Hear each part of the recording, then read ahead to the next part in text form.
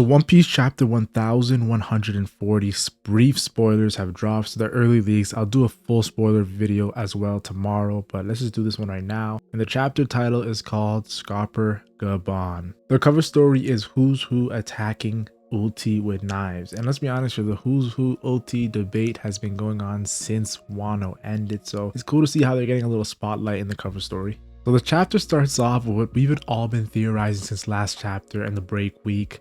Luffy versus Scarper Gabon. Gabon controls the fight and hits Luffy several times. Now, obviously, this is probably base Luffy, but still, the fact that Scarper Gabon is able to fight base Luffy, the same base Luffy that could fight Kaido for a little bit with Kangasaki coding, Future Sight, shows that Scarper Gabon is stronger than people think. People are downplaying this character when nobody downplayed Rayleigh. People actually overhyped Rayleigh when we first saw him in Sabaody. It shows the biasness when it comes to left hand Pirate King and right hand of the Pirate King. Luffy is frustrated, so he activates Gear 5th form. Now this is going to cause a lot of controversy because people did not want Luffy to go Gear 5th. I saw it on Twitter. Zoro joins Luffy to fight, but Gabon suddenly surrenders and gives him the key. Now Zoro fans might just take this and like, oh my gosh, Zoro made Gabon surrender. I'm just thinking, come on guys, context matters. Luffy and Zoro, Gear 5th Luffy and Kangasaki King of Hell mode Zoro versus Gabon. I think anybody would surrender in that situation. Next, we see Gonko creating a magic circle called Abyss in a forest, and then she summons 2 new Holy Knights. Now, the most interesting part about this is the fact that she's summoning the magic circle the same way the Gorosei did in Saturn, showing that this has to be something that has to do with Immu. I don't know how connected it is to Immu, but it looks like Immu has been blessing the Gorosei and the Holy Knights when it comes to extra power buffs in the story. The first Holy Knight name is Saint Summers of House Shepherd, the same family as Jupiter from the Gorosei. So we're starting to see the Gorosei's connection to the Celestial Dragons. He's a big man with long hair, beard, and glasses. So he looks pretty menacing, honestly. A huge guy, long hair, beard, and glasses. Definitely looks pretty strong when it comes to the way that the brief spoilers are describing this character, and he's related to a Gorosei, so that makes it even better. It's like Shamrock's related to a Gorosei and Figureline Garling. You gotta respect it. The second one is Saint Gillingham of the House Limotive or Limotive. I'm not too sure how you pronounce that. It seems he has the mythical Kirin power because he appears in hybrid human Kirin form. So we're seeing already mythical powers with the Holy Knights. We have Gonko's power with that whole arrow thing that's going on that kind of reminds me of Immu when it comes to that ability. And then we have, we don't know the Saint Summers powers and ability. It should be cool as well. So, and then of course, Shamrock's sword as the Cerberus. These Holy Knights are seemingly very powerful. The Gorosei were incredibly powerful with their mythical powers and Conqueror's powers. And just their mythical powers are just extremely buffs too as well.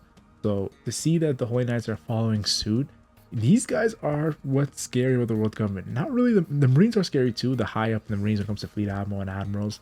Of course, CP0's top dog too.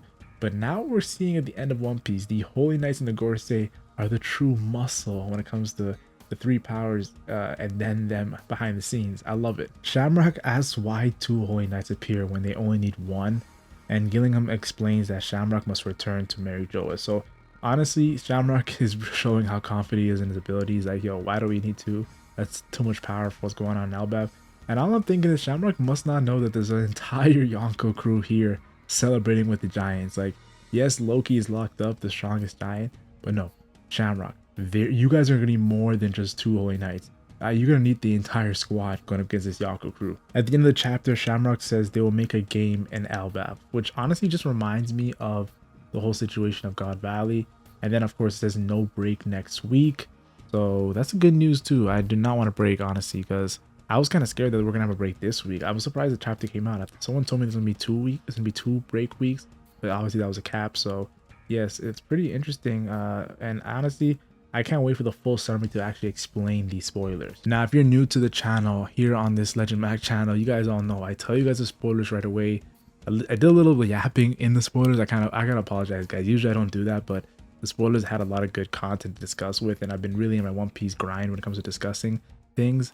But this is the part of the video where most of you guys who are not fans of my channel, just here for the spoilers, probably should click off, because this is where I start yapping about my thoughts when it comes to these One Piece chapter 1140 spoilers. And the first thing I gotta say is this: Scarper Gabon is minimum Admiral level.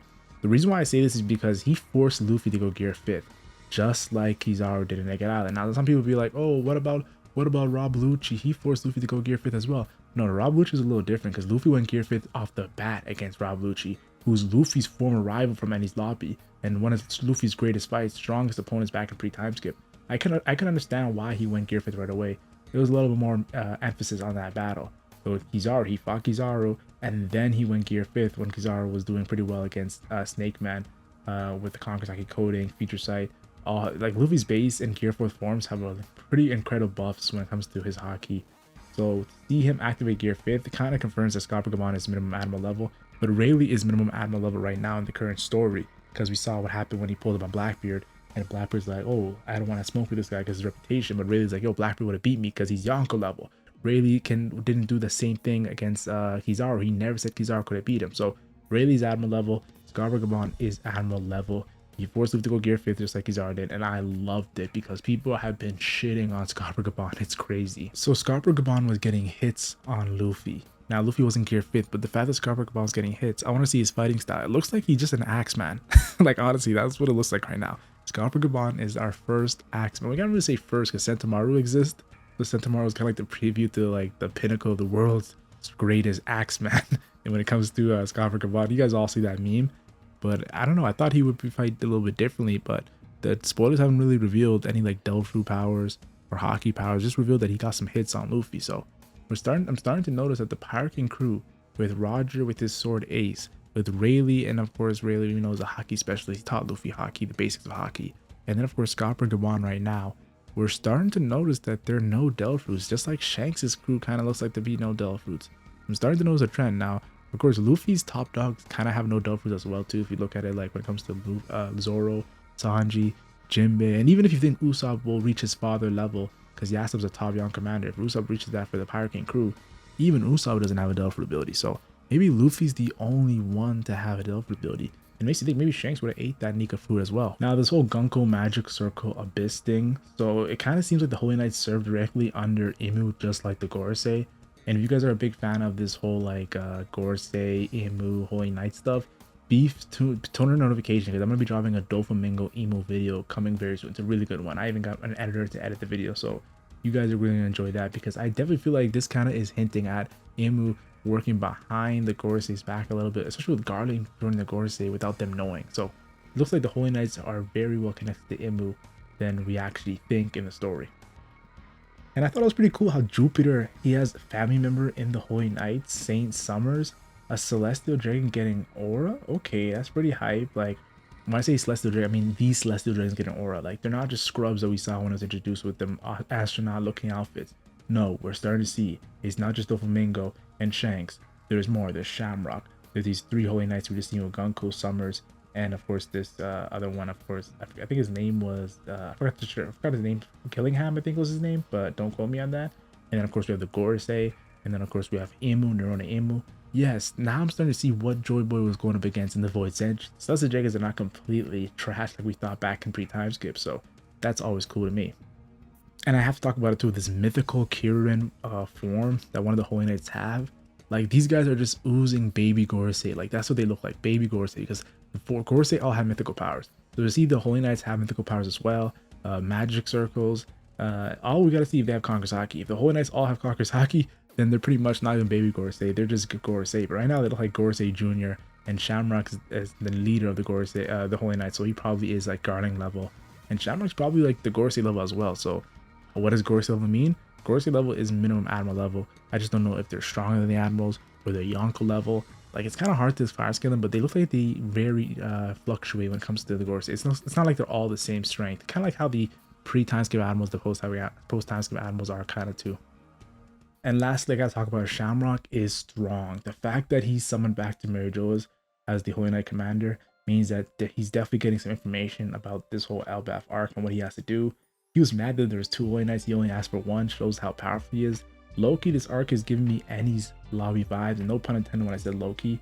But yeah, they're giving the Enies Lobby CP9 vibes, and I love it. Honestly, this chapter built the arc more so than any other chapter, because 1138 built the lore of Nika.